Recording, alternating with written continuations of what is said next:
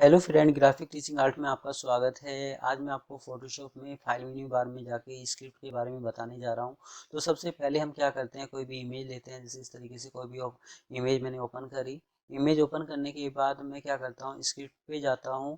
तो जैसे ऑटोमेट में मैंने बताया था कि पैच एक एक करके हमारा फॉर्मेट चेंज करता है। हमारा इसमें हम एक साथ ही फॉर्मेट को चेंज कर देते हैं कि हमें कौन से फॉर्मेट पे काम करना है आपका।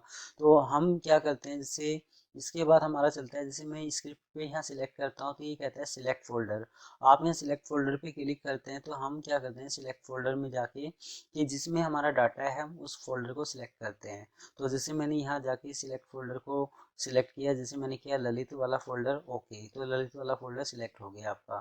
तो हमारा यहाँ शो करता है कि मुझे जेपीजी, पीएसडी, टिफ कौन से फॉर्मेट में सेव करना है अपनी फाइल को, वो सेव कर सकता हूँ। ये मैं पैच में भी कर सकता हूँ, अदर पुराना जो मैंने टूल्स बताए थे उसमें भी कर सकता हूँ। तो फिर इसमें अंदर क्या है, इसमें हमारा क्या होता है कि मैं फॉर्मेट चेंज तो कर सकता हूँ, क्वालिटी बढ़ा सकता हूँ और उसकी विथ हाइट भी चेंज कर सकता हूँ। तो जैसे मैंने किया कि मुझे वो जो पिक्चर है वो 500 बाई 500 की चाहिए इस तरीके से, या 100 बाई 100 की चाहिए। तो अब हम यहाँ कम ज़्यादा उसका साइज दे सकते हैं। एक चीज़ और है कि जैसे हम कोई फोटोग्राफर कोई फोटो खींचता है तो जैसे वो फ्रंट पे खींचता है तो वो हाइट या विथ के हिसाब से खींचता है, अगर स्टाइल के हिसाब से।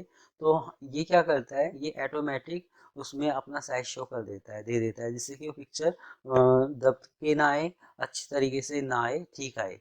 तो ये खुद से भी अपना साइज शो कर देता है, ऑटोमेटिक दे देता है आपका। तो हम जब रन पे क्लिक करते हैं तो ये क्या करता है, जो जितनी भी वो इमेज थी वो उसी के अंदर एक फोल्डर बनाएगा और उसमें क्या करेगा, ये सभी साइज छोटे कर देगा। जैसे मैं करके दिखा रहा हूँ। तो ललित में गया, मैंने किया है जेपीजी, मैंने जेपीजी बनाई थी। मैं यहाँ प्रॉपर्टी पे क्लिक करता हूँ, डिटेल्स में गया, 500 बाई 375 की इसने साइज दे दिया। 500 बाई 500 का नहीं करा, क्योंकि अगर वो 500 बाई 500 का करता तो वो दब के आती या खिंची खिंची आती तो क्लियर नहीं आती आपकी। तो इस तरीके से हम उसको साइज को कम कर सकते हैं इस तरीके से।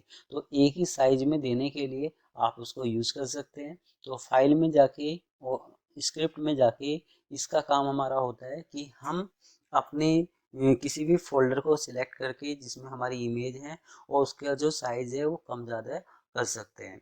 प्लस अगर कोई साइज उसको ऐसा लग रहा है कि वो उस विड्थ और हाइट में नहीं आ रहा है तो वो ऑटोमेटिक भी हमें करके देता है ये। इसके बाद हमारा चलता है, जैसे ये हमारे यहाँ काफ़ी सारी लेयर्स हैं। इस तरीके से मैंने काफ़ी सारी लेयर्स खाली दी। मैंने यहाँ जाके कोई कंट्रोल बैक स्पेस करता हूँ तो बैकग्राउंड कलर आ जाता है, कोई बैकग्राउंड कलर शो किया है इस तरीके से। मैं कोई एक न्यू लेयर्स ले रहा हूँ, मैंने यहाँ जाके एक रेक्टेंगल लिया, ओल्ड बैक स्पेस करता हूँ, कंट्रोल डी। इसके बाद मैं यहाँ ओल्ड दबाता हूँ, मैंने कॉपी और ली इस तरीके से। अब हम यहाँ क्या करते हैं, जैसे एफएक्स में गए, मैंने किया यहाँ ड्रॉप शैडो, मैंने यहाँ कोई शैडो शो कर दिया इस तरीके से। अब जैसे शैडो का कलर कुछ और चेंज कर देता हूँ जिससे वो दिखाई दे आपका।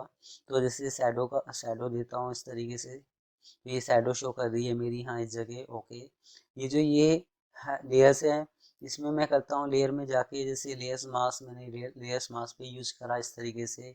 जैसे इस पिक्चर में ओल्ड दबा के मैंने कॉपी और ली इस तरीके से। और जैसे आप यहाँ गए, मैंने ओल्ड दबाया, एक कॉपी और ले ली इस तरीके से। मैंने इसमें किया, जैसे यहाँ जाके स्मार्ट ऑब्जेक्ट, कि मैं फिल्टर में गया, मैंने किया कन्वर्ट फॉर स्मार्ट ऑब्जेक्ट, मैंने इसको स्मार्ट ऑब्जेक्ट बना दिया। तो ये एक स्मार्ट ऑब्जेक्ट बन गया आपका।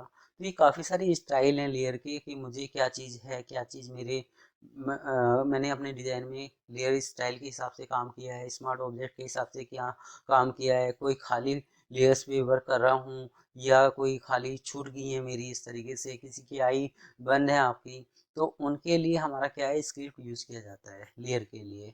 तो हम सबसे पहले, मैंने इसमें आपको बताया था कि हम अपनी इमेज का साइज छोटा बड़ा कर सकते हैं।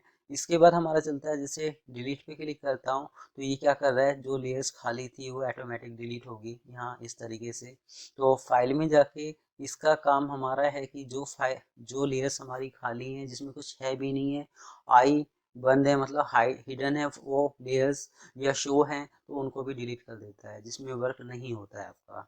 इसके बाद इसमें जाता हूँ लेयर इफेक्ट। तो यहाँ आप देखिए ये क्या करता है, जब मैं लेयर इफेक्ट पे क्लिक करता हूँ तो जो हमारा इफेक्ट था, जो हमारी लेयर स्टाइल से जो मैंने इफेक्ट बना रखा था, तो जो ये वाला इफेक्ट था हमारा, उसने क्या करा, यहाँ पहले एफएक्स स्टाइल आ रहा था, लेयर स्टाइल आ रहा था, उसको हटा के उसने ओनली लेयर में कन्वर्ट कर दिया। तो जो भी आपने लेयर स्टाइल से स्टाइल बना रखा है उसको लेयर में कन्वर्ट कर सकता है। आप यहाँ से लेयर को कन्वर्ट में कर सकते हो। ये चीज़ हम लेयर में जाके यहाँ से भी कर सकते हैं कि हम स्मार्ट ऑब्जेक्ट क्या ले रहे हैं, वो कौन सी लेयर सिलेक्ट है उसको लेयर में कन्वर्ट कर सकते हैं। तो वही चीज़ हमारी फाइल में जाके स्क्रिप्ट में यहाँ लेयर के लिए दे रखा है कि जो भी आप स्टाइल दे रहे हो उसको लेयर में कन्वर्ट कर सकते हो यहाँ से। इसके बाद हमारा चलता है, अब जैसे ये हमारा मास है, हमने यहाँ मास्किंग दे रखी है, तो जब मैं यहाँ इस पर सिलेक्ट करता हूँ तो ये क्या कर रहा है, जो हमारी मास्किंग वाला जो लेयर्स थी उसको भी इसने लेयर में कन्वर्ट कर दिया। तो फाइल में जाके स्क्रिप्ट में जाके हमारा यहाँ है कि जोन सी में हमने लेयर मास विक्टर मास या जो भी मास्किंग इफेक्ट दे रखा है उसको लेयर में कन्वर्ट कर सकते हो उस लेयर को। तो ये लेयर्स में कन्वर्ट करने के लिए आप यूज़ कर सकते हैं। इसके बाद हमारा चलता है, ये हमारा जावा स्क्रिप्ट प्रोग्रामिंग के लिए यूज़ किया जाता है। हम इसको प्रोग्रामिंग के थ्रू काम करते हैं। फाइल में जाके स्क्रिप्ट पे क्लिक करता हूँ। अब जैसे मैंने यहाँ सिलेक्ट किया इसमें, तो हम क्या करते हैं, यहाँ जाके जैसे मैंने किया ब्राउज पे क्लिक, मैंने किया यहाँ डेस्कटॉप पे क्लिक, मैंने किया यहाँ जाके जैसे और ये जो पे जो फोल्डर है इस पर जितनी भी इमेज है मैं वो सिलेक्ट करता हूँ।